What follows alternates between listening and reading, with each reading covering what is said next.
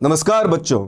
अब बारी है चैप्टर नंबर 4 के क्यूएनए की। और फोर्थ चैप्टर जो है ना वो हिस्टोरिकल इवेंट्स से बहुत ज्यादा प्रभावित है, basically from the diary of Anne Frank. You remember, तो आपको याद होगा, अगर आपने वर्ल्ड वॉर 2 के बारे में कुछ भी पढ़ा होगा, तो नाजी ऑक्यूपेशन के समय पे ऐसी कई सारी चीजें हो रही थी इंसानों के साथ जो कि नहीं होनी चाहिए थी। ह्यूमन राइट्स का बहुत ज्यादा लेवल पे इंफ्रिंजमेंट हो रहा था, उनको ब्रेक किया जा रहा था। और इस पूरे कार्यक्रम के दौरान, ये dark phase of human history के दौरान, एक छोटी सी बच्ची की जो डायरी एंट्री है, उस डायरी एंट्री ने बहुत सारा होप दिया बहुत सारे लोगों को, पूरी ह्यूमैनिटी को। और ये बोलना बिल्कुल भी ओवर स्टेटमेंट नहीं है।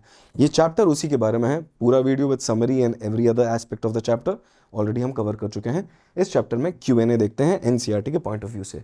Chapter number 4 from the diary of Anne Frank. Let us begin. Question number 1. What makes writing in a diary a strange experience for Anne Frank?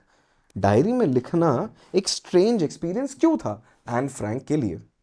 Answer. Diary writing was a strange experience for Anne Frank because she thought that neither she nor anyone else would be interested in reading the daily affairs of a 13-year-old girl. तो the interesting fact is, उस बच्ची को लगता था कि किसको interest होगा मेरे दिनचर्या के बारे में जानने का। शी नेवर न्यू ये जो वो लिख रही है, it will become a magnum opus when we talk about the inhumanity that was perpetrated by the Nazis. तो एन फ्रैंक का यही कहना है, she thought that neither she nor anyone else would be interested. She was talking about the interest people might have reading the daily affairs of a 13-year-old girl. Answer खत्म। 13 year की है वो बच्ची, ये इंपॉर्टेंट है। दूसरा जो चीज इंपॉर्टेंट है इस पूरा आंसर में है कि no one might be interested in reading about what is happening in a 13-year-old's life. खत्म answer. Question number 2. Why does Anne want to keep a diary? Anne diary रखना क्यों चाहती है? Anne was an introvert and had no close friends to share her feelings with. Hence, she wanted to keep a diary to share her feelings. She felt that paper has more patience than people. She kept her name, Kitty. Simple, beautiful answer. So she was an introvert and had no close friends. That is reason number 1 for her to write in her diary, because she wanted to share her feelings, but since she was an introvert and had no close friends, उसके पास कोई इंसान नहीं था share करने के लिए, तो किससे शेयर करेगी? डायरी से। That is why, hence, therefore, she wanted to keep a diary to share her feelings. ये आंसर, इन 3 शब्दों में ये आंसर खत्म हो जाता है। She felt that paper has more patience. Now, my recommendation is, ये वाली जो लाइन है ना, she felt that paper has more patience than people, ये बहुत ही इंपॉर्टेंट लाइन है। तो कुछ नहीं हो तो इस लाइन को ऐसे का ऐसा वहां पे हमें छाप देना है, क्योंकि ये लाइन इज वर्थ रिमेंबरिंग।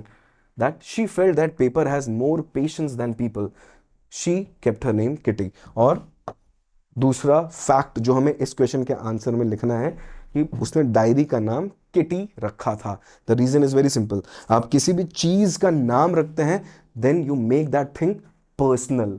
कुत्ता या बिल्ली तब तक ही कुत्ता बिल्ली होता है जब तक एज अ पेट वो हमारे घर में नहीं आ जाता और उसका हम कोई नामकरण नहीं रख देते। उसके बाद कोई कुत्ता या बिल्ली बोले तो खून खौलने लगता है। सिमिलर फीलिंग को अब यहां पे उसकी किटी नाम की डायरी के लिए भी आप यहां पे अलाइन कर सकते हैं। Question 2 is done. Question number 3. Why did Anne think she could confide more in her diary than in people? यहां पे एक वर्ड जो कि हमें कंफ्यूज कर सकता है वो है द वर्ड कन्फाइड। पर ध्यान से देखोगे तो तुम्हें समझ में आएगा, कन्फाइड बहुत ही फेमिलियर लगता है वर्ड। क्यों? क्योंकि ये वर्ड है कॉन्फिडेंस का भाई।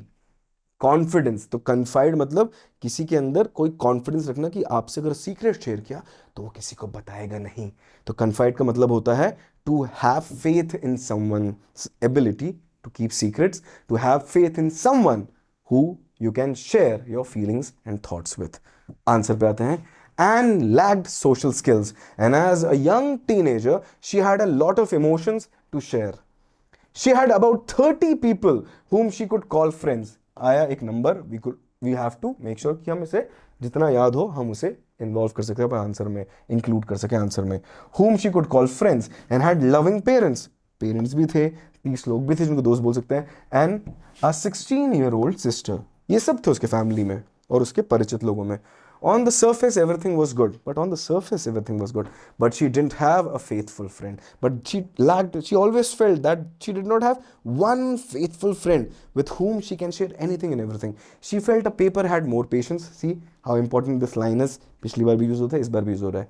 And space to hide and express her feelings. Now, the beauty about the answer to this question is, ये सारी चीजें हम as emotions in this 21st century भी फील करते हैं. Because many a time there are so many things that we would like to share with people, पर लगता है कि लोग क्या कहेंगे, जज तो नहीं कर लेंगे, मेरे इमोशंस की वैल्यू रखेंगे कि नहीं ये लोग, क्या समझेगा मुझे कि नहीं.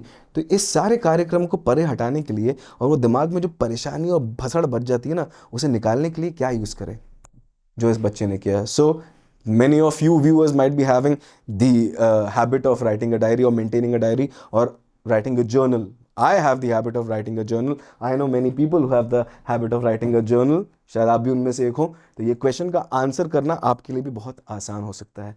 उसने सारी बात करी कि घर में परिवार थे, दोस्त कहने वाले भी थे, बड़ी बहन भी थी, बट ये सब सरफेस पे अच्छा लग रहा था.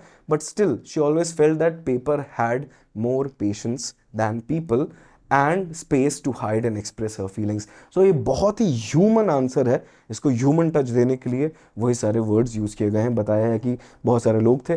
बहुत इंपॉर्टेंट चीज एक और बताइए, एंड लैक्ड सोशल स्किल्स. और वो टीनेजर भी है. अब एक ऐसा टीनेजर जो कि इंट्रोवर्ट है और सोशल स्किल्स भी लैक करता है क्योंकि वो इंट्रोवर्ट है, उसके लिए कोई ऑप्शन ही नहीं बचा उसकी फीलिंग्स और इमोशंस शेयर करने के लिए. तो क्या करे? That's where the diary comes into picture and we are done with the answer. Question number 4. Why does Anne provide a brief sketch of her life? Brief sketch of her life का मतलब है यहाँ पे एक general idea देती है अपनी life के बारे में. ऐसा क्यों करती है वो अपनी डायरी में? This is the question. Answer. Anne provided a brief sketch of her life before beginning her diary because she felt no one would understand her diary if she jumped right into her present day affairs. तो उसने जिस moment से, जिस point पे ये diary लिखना शुरू किया, उसके पहले की कहानी क्या है ये बताना उसके लिए इंपॉर्टेंट इसलिए था because she wanted to create a foundation for all the things she was going to write about her present day. So she thought कि मैं अपने प्रेजेंट की बात करूंगी बिना अपने पास्ट के बारे में बताया ना तो आउट ऑफ कंटेक्स्ट ना लग जाए लोगों को. Out of context. Out of context का मतलब ये होता है कि एक लंबा वीडियो है पर उसको तो आजू बाजू से काट दिया और उसका मैसेज कुछ बदल दिया. ऐसे तो बहुत होता ही रहता है आजकल in this age of information और rather in this age of misinformation as well. तो उस चीज से बचने के लिए to provide context, she decided that she should also, so to provide context, she decided that she should talk about her past life a little so that the present that she was writing about made a little more sense to her readers if there were any.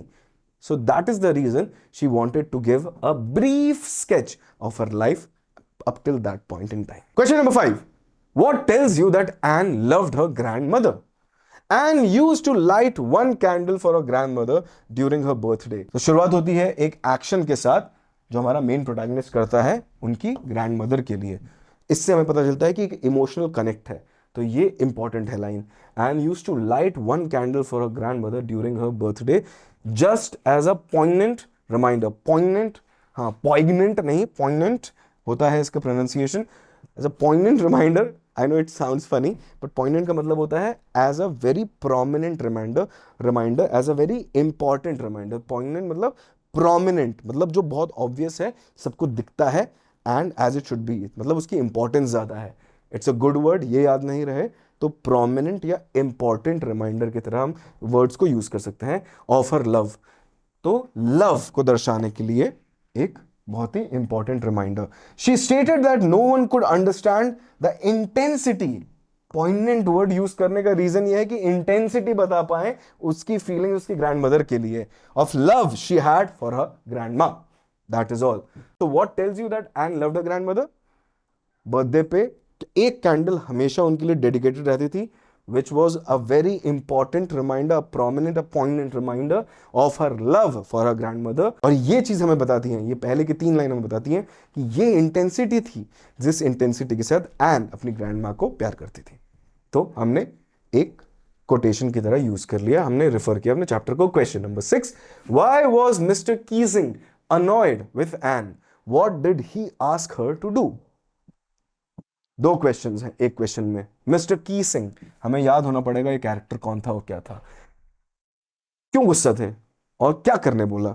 So Anne was a talkative student in the class. तो Keesing कौन हुआ, उनके एक master ji थे। तो Anne was a talkative student, याद है Keesing ने उसको ऐसे लिखने के लिए बोला था बार बार क्योंकि वो टॉकेटिव थी। बस वही चीज याद आना जरूरी है to answer this question. Her interactive nature was not appreciated by her teacher. So, because she was talkative, this was one characteristic of Anne Frank that annoyed Mr. Keesing very much. He even assigned her extra homework, वो जो essays लिखने बोले थे, to draft an essay on the subject a chatterbox. Chatterbox का मतलब होता है बातूनी होना, someone who is talkative. तो talkative का एक बहुत ही इनफॉर्मल सिनोनिम है चैटर बॉक्स। ये कीवर्ड भी है इस आंसर के लिए। तो हमें ये बताना है कि वो टॉकेटिव थी, इसलिए अनॉय करती थी मिस्टर कीसिंग को। और मिस्टर कीसिंग ने क्या किया, उसने उन्हें एक असाइनमेंट दिया, एन फ्रैंक को असाइनमेंट दिया, एक्स्ट्रा होमवर्क दिया एक ऐसे लिखने के लिए on the topic on the subject a chatter box. Answer खत्म बच्चों। ये 6 क्वेश्चंस के साथ we are halfway through with this chapters Q&A। अब इस चैप्टर के जो बाकी इंपॉर्टेंट क्वेश्चंस है ना, एनसीईआरटी सीबीएसई के अपने जितने भी इंपॉर्टेंट क्वेश्चंस है उनको हम डील करेंगे पार्ट 2 में ऑफ इस वीडियो। वाई, क्योंकि भैया इतना ही पढ़िए अभी तक बहुत ज्यादा प्रॉब्लमैटिक हो सकता है। The reason is very simple, this chapter is not a work of fiction, this chapter has historical relevance. तो इसके आंसर्स में डिटेल्स को हमें ज्यादा ध्यान देना पड़ेगा। एंड वन मोर थिंग, यहाँ पे थीम्स बार बार रोटेट होती है, पर थीम में बहुत सारी चीजें आती हैं। दैट इज वाई पार्ट 2 में हम बाकी के क्वेश्चन से डील करेंगे। तो see you in part 2 of this chapter with Q&A. See you then. Bye bye.